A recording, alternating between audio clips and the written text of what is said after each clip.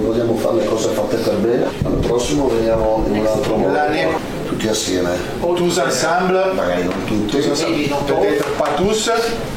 però quello è l'obiettivo. Ah, c'était l'objectif de Roberto De Zerbi, de revenir tous ensemble cette nouvelle saison, les amis. On se rapproche d'une nouvelle saison qui s'annonce palpitante, exceptionnelle. Et qui dit exceptionnelle, bien évidemment, j'accueille mon ami de toujours, El Gringo. Comment il va, mon frérot? Ah, très, très, très bien. Bon, il a dit tous ensemble. Peut-être pas tous ensemble, quand même. Nous aussi, on va en écarter sur la route, les gars. Bon, comme d'habitude, les potos, on vous remercie à tous. Franchement, les vidéos sont en train d'exploser grâce à vos partages, grâce à vos commentaires et grâce à vos lives. Les gars, et vos likes, pardon, vous nous avez régalé avec El Gringo. On vous réserve une énorme surprise. Restez jusqu'à la fin de la vidéo. Je fais le teasing en mode influenceur, hein, mais restez jusqu'à la fin parce que on va vous annoncer quelque chose pour cette semaine et je pense que vous allez tous kiffer.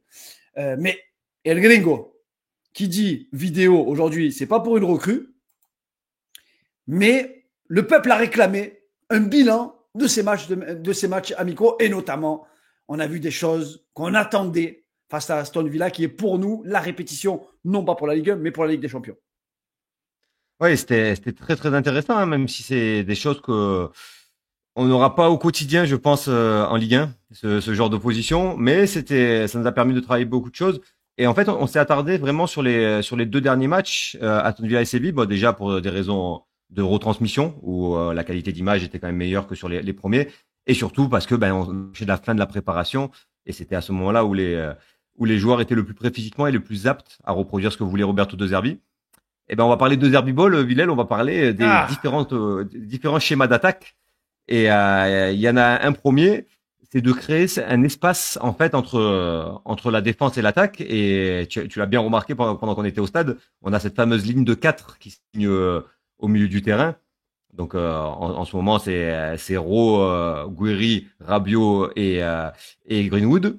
Et tu vois que ça laisse un grand espace vide au milieu du terrain qui permet de trouver une passe directe.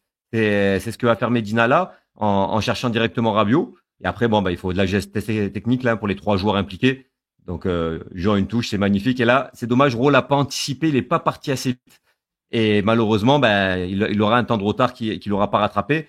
Mais ça, c'est une des premières facettes de notre jeu. Et en fait, on se rend compte qu'on a beaucoup de styles de jeu différents. J'aime bien celle-là, ouais, Gringo. c'est une cette notion de j'amène vraiment beaucoup de joueurs dans une zone, vraiment pour concentrer une grande partie de l'équipe adverse pour chercher ton meilleur joueur dans la partie vide. Clairement. Et ça, c'est le De Zerbi Ball, ça. C'est ça. Et tu vois même que avec la densité qu'on avait, on a quand même en plus Murillo qui va refaire un appel intérieur, qui va encore plus écarter le latéral de Séville de Greenwood. Donc ça laisse le temps à la transversale d'arriver tranquillement sur Greenwood. Et une fois qu'il est dans cette zone-là avec autant d'espace, ça devient du confort, ça devient du 1 contre 1. Le pauvre défenseur, pour lui, dans cette situation, c'est un peu compliqué. Il faut prier. Il faut prier dans cette situation-là. Ouais.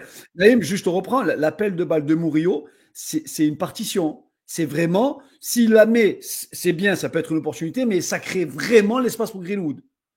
Oui, clairement, ça fait partie des solutions. On le verra un peu plus tard. Cet appel de Murillo, il n'est pas anodin du tout. Mais là, dans ce cas précis, c'est du 1 contre 1. On sait que dans ce domaine-là, c'est très dur d'arrêter Greenwood. Il passe facilement. Il envoie un très bon centre. Højbjerg aurait pu marquer directement, mais regarde quand même la densité de joueurs qu'on a pu mettre dans la surface. C'est pas, pourtant on avait du monde qui était loin de la cage au début, à la création.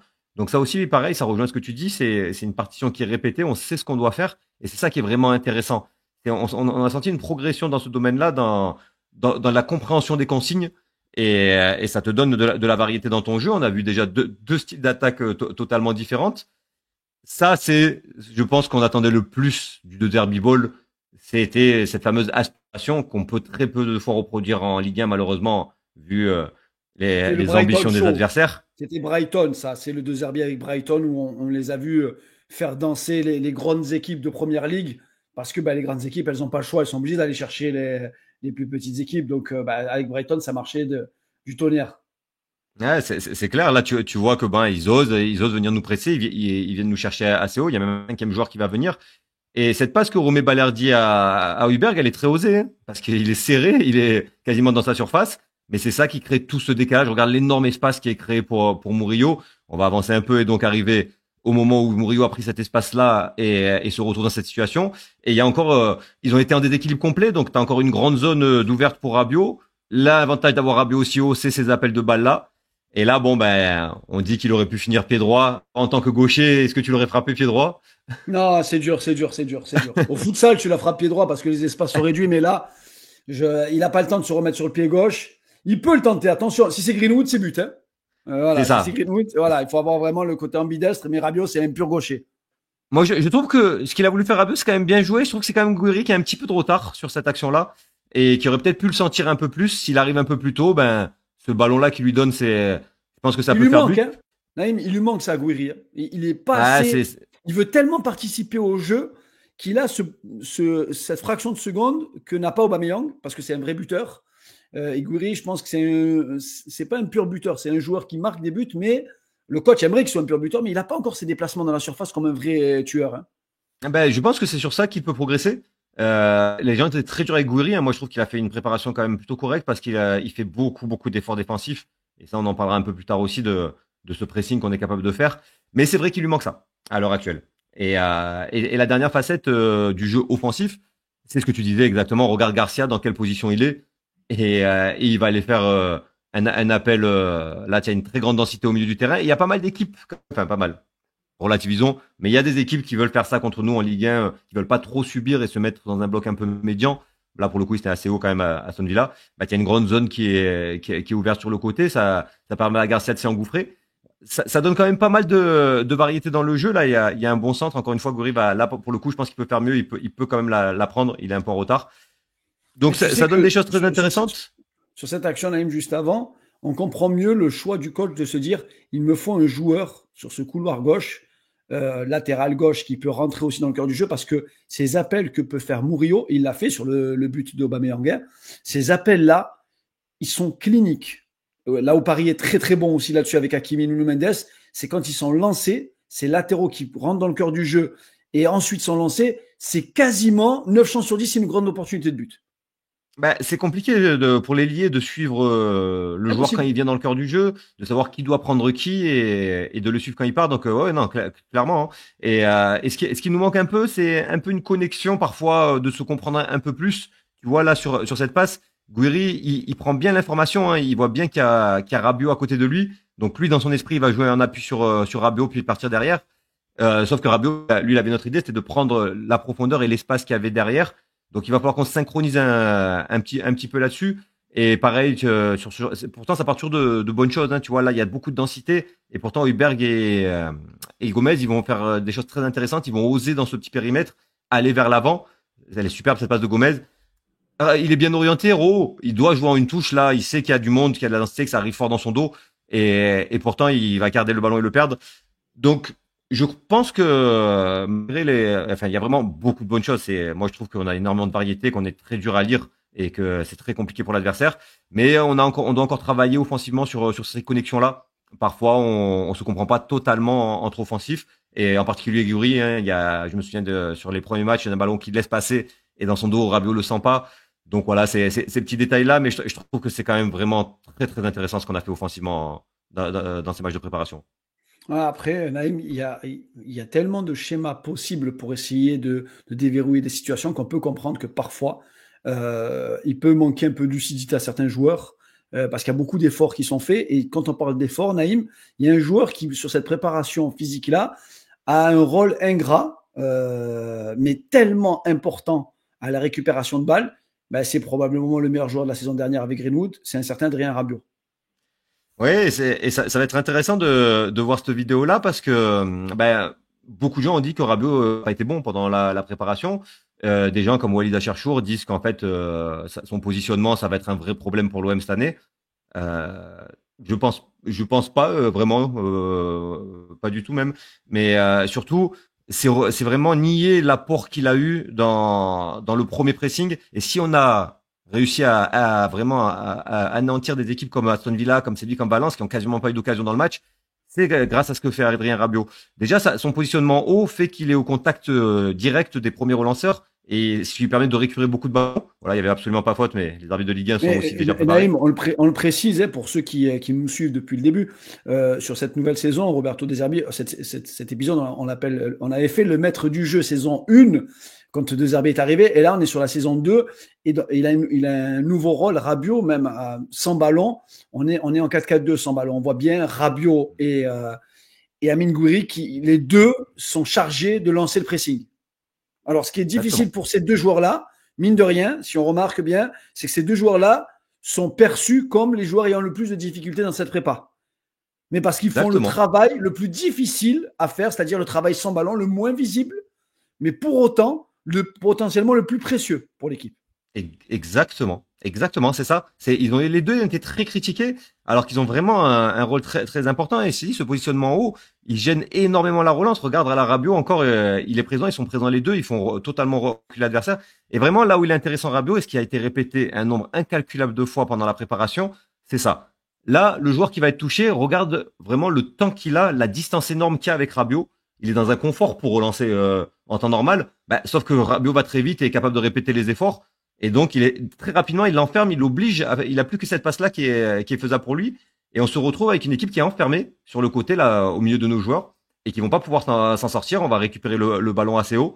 Et ça, c'est quelque chose qu'on va retrouver régulièrement. Un joueur qui pense être dans le confort, mais Rabiot vient de très loin. Il vient fort, il ferme la passe intérieure. Il oblige le joueur à aller jouer sur le côté. Et après, c'est le reste de l'équipe qui prend le relais. Et en groupe, on enferme l'adversaire. Et il est incapable de relancer. C'est systématique, vraiment. Ça fait penser, je t'arrête, mais ça fait penser à Ousmane Dembélé avec le Paris Saint-Germain. Ce rôle central de pressing sur le porteur de balle. Dembélé a un rôle un peu dans ceci-là. C'est le premier à agresser l'adversaire. C'est vrai, il gêne à la relance. Rabiot le fait différemment. Il permet vraiment d'enfermer l'équipe adverse souvent sur ce côté-là, sur ce côté gauche. Il n'y a plus qu'une passe qui est possible le plus souvent, donc ça devient lisible pour nous et on peut récérer le ballon assez facilement. Et là, on est très dangereux. Et là, on est dangereux. Et pour montrer à quel point il est utile, il est important, il est essentiel, Rabiot dans ce schéma. Regarde là, sûrement dû à une action précédente, c'est Rabiot, il est côté gauche, il est plus côté droit de l'attaque, donc ils ont inversé. Gouiri ne va pas les faire le même pressing, il va laisser toute la latitude aux défenseurs à faire cette transversale, et cette action, si elle te rappelle quelque chose, c'est le but qu'on a encaissé. Donc c'est parce qu'il a eu tout le temps de faire cette grande relance. Et donc Rabiot pour moi est vraiment essentiel dans ce système-là. Attention maintenant à bien se synchroniser dans le pressing. Tu vois là Greenwood, il est un peu entre deux, il sait pas trop s'il doit venir aller chercher le joueur dans lui ou revenir former la ligne au milieu.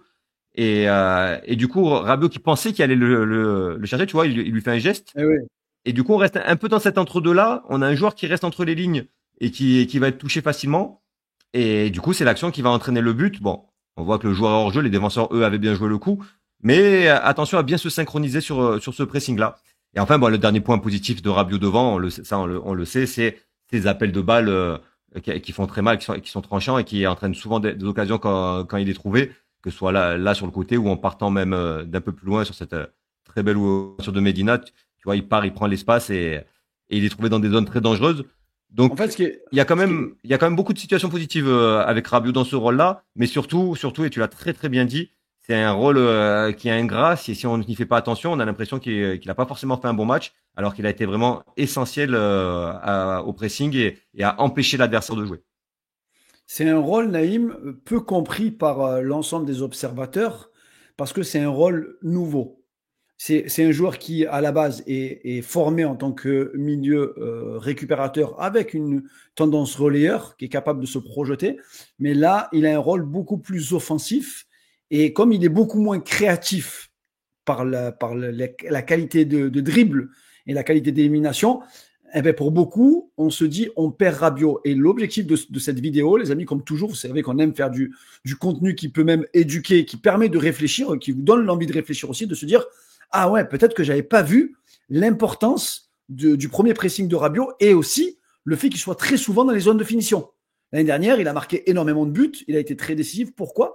Parce que le coach a vu en lui non pas uniquement un grand gabarit relayeur, puissant et propre, mais des qualités d'intelligence dans le dernier geste, Naïm. Et ça, c'est indispensable. Mais, mon ami El Gringo, pour que ce soit efficace, moi, il y a quelque chose qui me manque.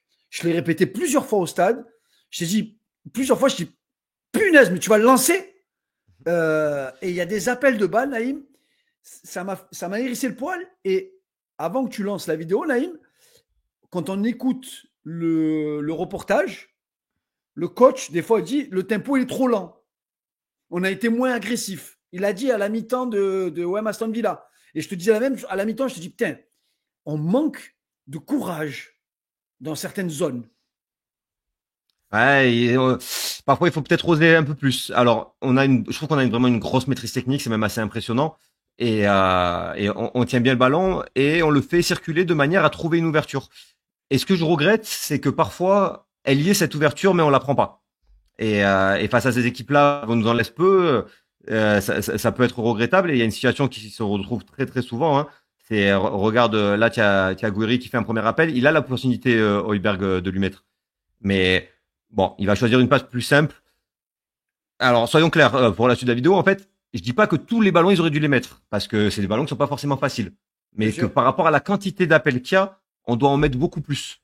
Et là, cette situation, regarde, là, il y a quand même un grand espace qui s'est ouvert. On a Rabiot qui va très vite. Le défenseur, regarde le défenseur. C'est ça aussi qui est important. Dans quelle situation ils sont? Est-ce que le défenseur a anticipé? Il est de dos complet. Rabiot, il est en pleine course. Si ce ballon-là, il est bien donné, il a aucune chance de le rattraper. C'est impossible. Donc pour moi, celui-là, il doit être tenté de ballon. Et encore une fois, on va un peu repartir en arrière. Là, ce que tu apprécies le plus, cette fameuse position de Murillo intérieur, et qui va déclencher cet appel-là. Et pareil, regarde le défenseur dans quel sens il est, où il regarde, et Murillo qui va très vite, qui a commencé son appel. Si tu donnes ce ballon-là, c'est impossible que le défenseur le rattrape. Le temps qu'il se retourne, Murillo est devant la cage. Hein. Moi, c'est ce que j'attends d'un Pierre-Emile Højbjerg, qui l'a fait ce week-end. Et il l'a fait sur le but de Greenwood. Il a lancé, il n'a pas bien lancé. Bon, il y a une erreur du défenseur, mais c'est pour dire, peu importe qu'il y ait une erreur ou pas, ça crée une situation dangereuse. Et puis ça leur fait peur. Ça leur fait peur. Ça leur dit, oui, il faut qu'on les empêche de jouer dans les espaces courts, mais il faut aussi qu'on fasse attention à la profondeur dans notre dos. Donc, pour moi, ces ballons-là, ils doivent être tentés, et surtout que Gomez et Højbjerg ont une qualité de pied pour le faire. Et c'est vraiment Gomez, c'est ce que je lui reproche. Là, tu vois, tu as Greenwood, pareil, il démarre, le défenseur est pris. Elle est dure, elle est loin. Elles sont dures, c'est ce que je te dis. C'est pour ça qu'elles peut-être pas toutes les tentées, toutes celles qu'on est en train de montrer, mais sur la quantité qu'on a montré, c'est pas normal qu'il n'y en ait aucune qui ait été tentée. C'est plutôt dans ce sens-là. Et bon, ça c'est ce qu'on a vu sur le jeu long.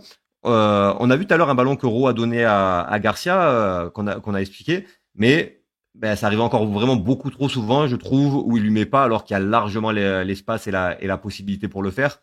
Je trouve que ces situations-là, elles se reproduisent un peu trop, surtout qu'on a vu qu'il était capable de les donner ces ballons. Ouais. Je pense qu'il doit le faire un peu plus. Surtout que tu vois là, ils ont pris la position. Alors encore une fois, c'est des ballons durs. L'espace il est restreint, mais on avait vu Benasser contre Højbjerg, contre Angers, qui avait donné ce ballon-là. Donc ils doivent être tentés de temps en temps. Et puis c'est pas que dans la passe, c'est parfois aussi oser sur une prise de balle.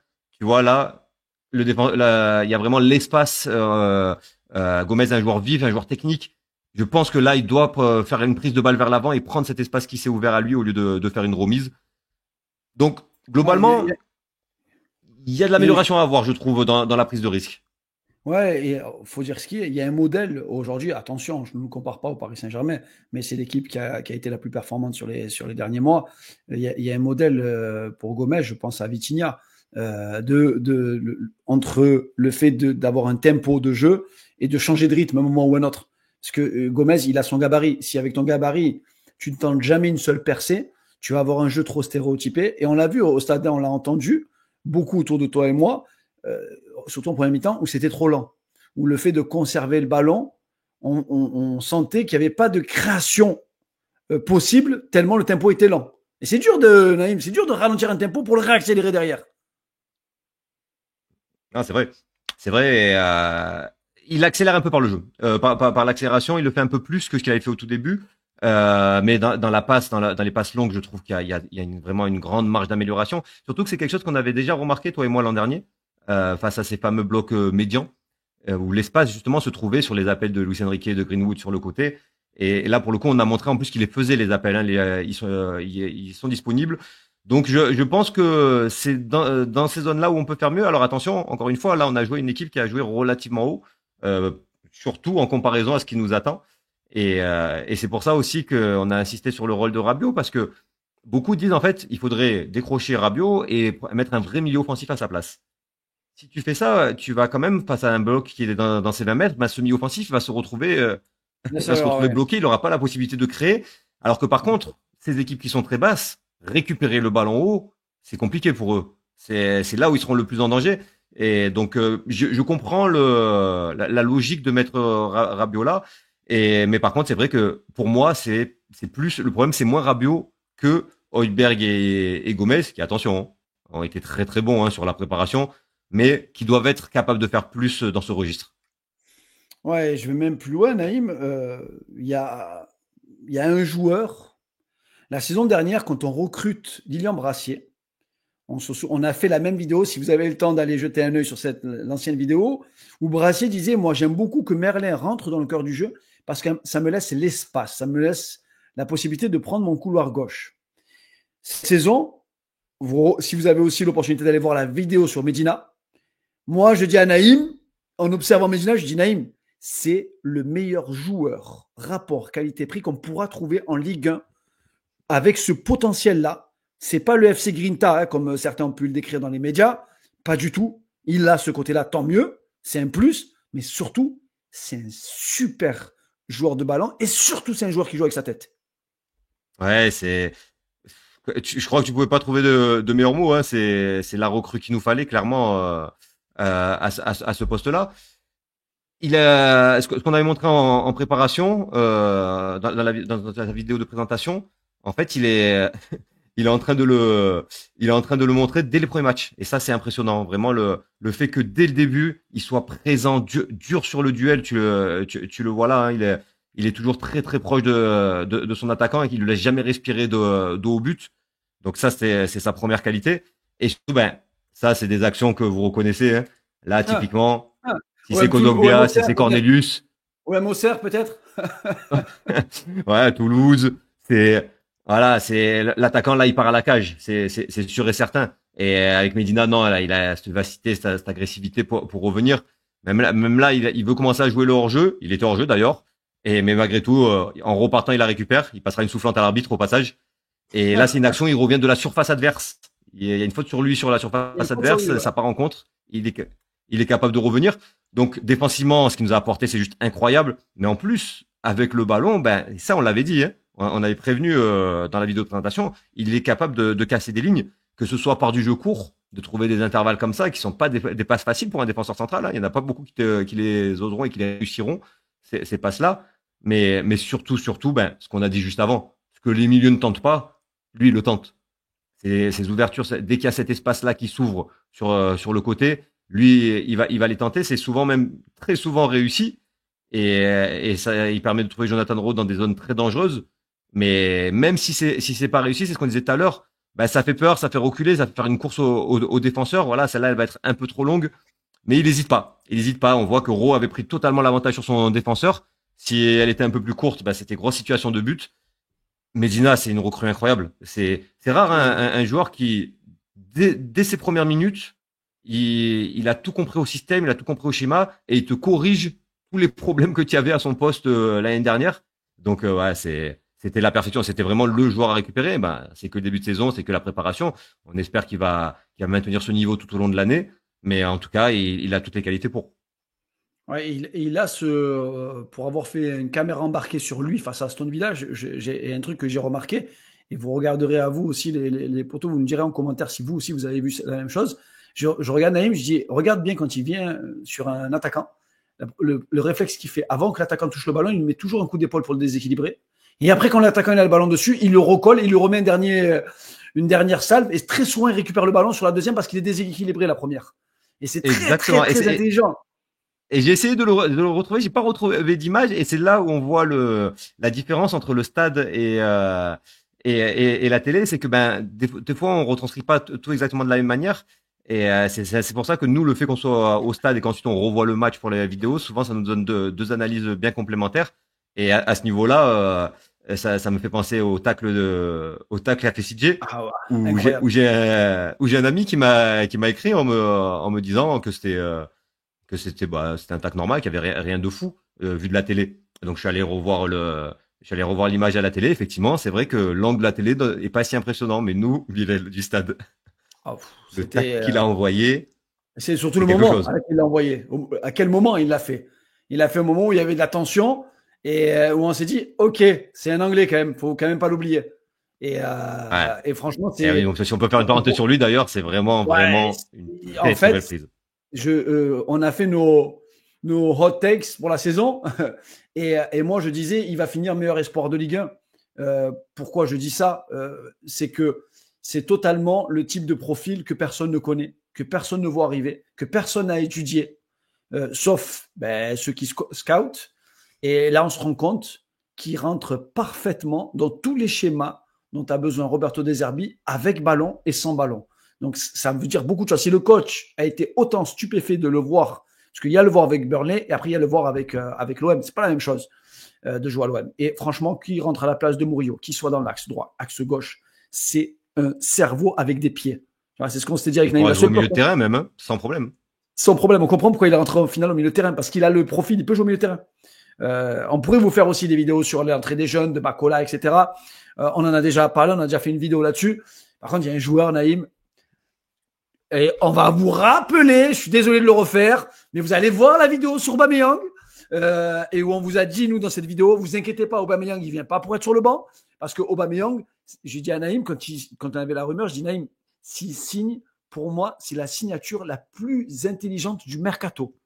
Je dis ça, ce profil-là, 36 ans, les gens pensent qu'il est cramé, mais nous, on sait ce qu'il vaut. Il peut jouer sur tout le front d'attaque. Je dis, Aubameyang, sur le banc, après avoir été usé par Amin Gouiri qui rentre, c'est exactement ce qu'on a dit. Ah, c'est vrai. Déjà, ça c'est quand même important de le préciser, parce que c'est vrai qu'on dit de suite, voilà, ça y est, Aubame titulaire, Gouiri remplaçant. Il a quand même profité de l'énorme travail d'Amin Gouiri, qui lui permet de s'ouvrir un peu plus d'espace, plus le fait qu'on est dans le dernier tiers du match, donc forcément les espaces s'ouvrent un peu plus. Mais on a pu voir qu'il a encore de la vitesse, qu'il a surtout tout son sens du jeu. C'est impressionnant. On le voit là de suite, il part faire un appel entre les deux joueurs. Alors, Ro, normalement, aurait peut-être dû lui donner un ballon plus comme ça, surtout qu'on a vu plus tard dans le match que Ro, il maîtrisait bien les Il est capable extérieurs. de le faire. Il est capable. Euh, Elle est dure, elle est dure quand même, elle est dure. et du coup, en lui mettant dans les pieds, ben, il lui met dans sa course, ce qui l'oblige à se désaxer. Mais regarde de suite ce qu'il fait. Il prend l'information. Je sais pas si tu te souviens dans la présentation qu'on avait fait, la chose qu'on avait dit, c'est qu'Aubameyang, c'était un joueur collectif. Il marquait beaucoup de buts, mais il était très collectif. Et ben, son premier réflexe, c'est quoi? C'est de se dire là, si on a 2 contre 1, je la donne à celui qui sera dans l'axe. Bon, il y avait personne. Il y avait personne, donc il a dû se débrouiller tout seul. Je pense qu'il veut rentrer intérieur sur son pied droit, mais pareil, il voit que la porte va se refermer, donc il va repartir sur le gauche, tenter de petit filet. C'était très très bien joué. Il était seul, il pouvait pas faire beaucoup mieux. Mais vraiment, c'est dans ses déplacements où il est d'une intelligence incroyable hein, là sur cette action-là. On remet, Il Naïm, passe devant le défenseur. on reprend, Naïm, juste à cette action-là. Passe de Raw pour qui? Pour le latéral qui prend la profondeur. J'ai dit ça, c'est normalement, c'est une action sur deux, c'est but. Hein. Ah, c'est Murillo. En plus, on sait qu'il va vite. C'est l'avantage qu'il a par rapport à Garcia. Par contre, il est sur son gauche. Donc, on peut se demander s'il va être capable de donner un très bon ballon. Il n'y a pas eu trop de soucis. Le déplacement d'Aubameyang est parfait. Et du stade, les gars, ce but, c'était juste incroyable parce que tout le monde n'attendait que ça. Il y avait un partout, donc on voulait gagner. On attendait le deuxième but. Et tout le monde voulait que ce soit Aubameyang qui le marque, ce deuxième but. Donc, vraiment, le stade a explosé comme pour un match officiel, mais pas juste comme pour un match officiel. Comme pour un match officiel très très important. Qualificatif, Ah ouais. huitième de finale, but d'Aubameyang. Ah c'était. J'ai rarement vu une émotion pareille sur un match amical, vraiment. Qu'après ce but-là, c'était vraiment parfait. Mais pour moi, c'est vraiment le troisième but où on voit toute son intelligence. Voilà, il voit Greenwood passe, donc de suite, il commence à faire un appel au premier poteau. Le défenseur à côté de lui va le suivre. Et ben non, appel contre appel. C'est Qu'est-ce que terminé. c'est? Tu vas voir le défenseur, lui, il est obnubilé par Greenwood, par le ballon. il a perdu de vue, c'est fini et ben, il fallait le sentir quand même que c'était dans cette zone-là que le ballon allait terminer. Il a encore tout son sens du jeu. Il a le plus important, il a encore la vitesse et ça à 36 ans, c'est juste incroyable d'aller encore aussi vite et il apporte quelque chose de différent. Vraiment, ses appels de balles, ils font très très mal, ils font peur à l'adversaire et je te dis dans une fin de match où les défenses sont usées parce que il aura fallu défendre sur Rabiot, sur Greenwood, sur Rowe, plus tard sur Pachao, sur Wea et donc il y aura de plus en plus d'espace. Je pense qu'il va marquer beaucoup de buts en sortant du banc. Je pense qu'il va souvent être titulaire aussi et qu'on a juste il y a eu beaucoup de débats là sur j'ai vu Winamax, l'afterfoot, Gouiri, Aubameyang, comment ça va se gérer. Il n'y a pas de discussion, on a beaucoup de matchs à jouer, on a la chance d'avoir deux très bons attaquants, d'avoir deux profils différents. Vraiment c'est tout bénef pour nous cette année à ce poste. Mon ami El Gringo, l'abondance de biens ne nuit jamais à une équipe, surtout dans une saison où tu vas avoir énormément de matchs avec une Coupe d'Afrique, avec une Coupe du Monde aussi au milieu, il faut le rappeler, ça aussi c'est très très important. Même pour nous, on le dit, Naïm et moi, c'est que l'effectif il n'est pas encore terminé. Il manque encore, le coach l'a dit aussi, il voit la même chose que ce que vous voyez, que ce que l'on voit quand on étudie les matchs. On sait qu'il y a encore une ou deux pièces à apporter pour avoir un rouage parfait. Naïm, on en a déjà discuté, on en a déjà parlé dans cette chaîne-là aussi. Je disais moi avec Naïm que j'avais énormément d'attentes sur la saison 2 de De Zerbi parce que les préceptes ont été compris pour la plupart par les joueurs. Après, les mettre en application, c'est autre chose. Il faut la tête, il faut le corps, il faut le cœur qui aille avec. Et vous le voyez dans les vidéos maintenant de ce que nous a donné l'OM, c'est peut-être le meilleur moment qu'ils ont fait pour affirmer vraiment la plénitude au trio Longoria, Benassia et De Zerbi, parce que ça montre réellement un alignement et il met toujours le supporter au cœur du projet, parce que De Zerbi, il le sait. Sans supporter, le stade n'existe pas. Et même les résultats ne servent à rien s'il n'y a pas de supporters. En tout cas, moi, j'ai énormément d'attentes sur cette saison 2. On sait qu'il va y avoir de la difficulté, on sait que ça va être dur cette saison parce que la Ligue 1, c'est la Ligue 1. C'est la Ligue 1. On le sait, Naïm, moi j'en suis convaincu, mais on apporte plus de talent. Et quand tu apportes plus de talent, ben, tu crées de l'incertitude. Et quand tu crées de l'incertitude avec le talent, bien souvent les équipes en face, elles peinent, elles explosent. On a réussi à finir deuxième, Naïm, dans des circonstances incroyables, avec des suspensions, des erreurs d'arbitrage, des cartons rouges. On s'est mangé 6 ou 7 cartons rouges dans une saison. Je me dis la réussite de l'adversaire aussi, hein, faut pas le nier. Non, le match de Lens, ben, on a revu là. Je veux dire, on a vécu des moments très difficiles. On va en vivre cette saison. Vous savez que Naïm et moi, on est de nature optimiste. Et vous comprenez maintenant pourquoi on l'est, parce que ben, maintenant vous voyez les vidéos, vous comprenez pourquoi on avait confiance à ce trio et même aux joueurs qui sont sur le terrain. Donc, je vais vous parler d'une surprise en fin de vidéo. Quoi de mieux que vous offrir jeudi soir à partir de 21h un live exceptionnel. Vous l'avez déjà vécu en fin de saison, c'était le live La course à l'Europe et on aura la chance d'avoir plusieurs intervenants. On aura normalement un intervenant sur le Paris Saint-Germain, même si on n'est pas vraiment sûr qu'ils sont à la course pour l'Europe. Mais bon, Naïm, c'est le football. On démarre avec tous 0 points. Donc on peut se dire que la saison, il peut se passer des choses avec Monaco, avec la Diagonale, toujours le média incroyable, avec Nice, avec l'excellent Vincent Bertigno, qui est scout et recruteur. On aura Strasbourg aussi. On aura Lille. On aura Lyon parce que bizarrement, ils seront encore pour la course à l'Europe, alors qu'ils devraient être en Ligue 2.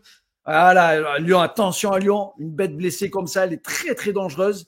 Pas de pression, pas de grands joueurs. Attention à Lyon. On verra à la fin de mercato parce qu'ils n'auront peut-être pas la même équipe en début. Mais quand on a au 31 août, peut-être quand on va les rencontrer, il y aura peut-être moins de joueurs. Et on aura Rennes. On fera l'avant-match en même temps, bien évidemment, parce que pour nous aussi, c'est un prétendant à l'Europe. Hormis la saison dernière où ils sont un peu foirés. Habib Bey affiche d'ores et déjà ses intentions en disant que on va regarder Marseille droit dans les yeux. Ben, j'ai hâte, Habib, que tu le regardes droit dans les yeux et que tu vas éviter de nous faire le bloc bas. Il l'a pas fait jusqu'à maintenant avec face à l'OM. Hein. Il a pas fait, mais le match n'avait pas d'enjeu, donc c'était quand même plus simple de se permettre de le faire. On va voir ce qu'il va faire à ce match-là. En tout cas, ouais, tu as tout dit. On a hâte que ça arrive.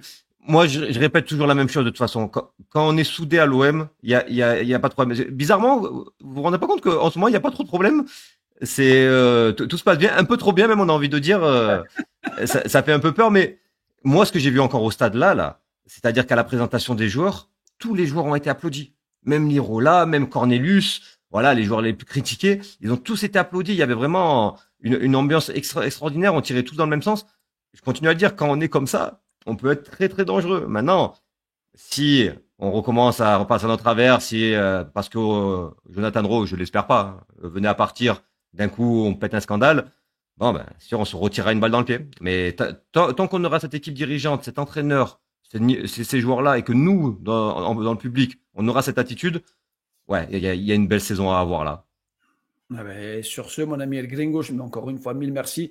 Mille merci à vous qui partagez et commentez à chaque fois l'ensemble de nos vidéos. Ça nous fait plaisir et on vous donne rendez-vous donc jeudi soir à partir de 21h pour un live exceptionnel, la course à l'Europe.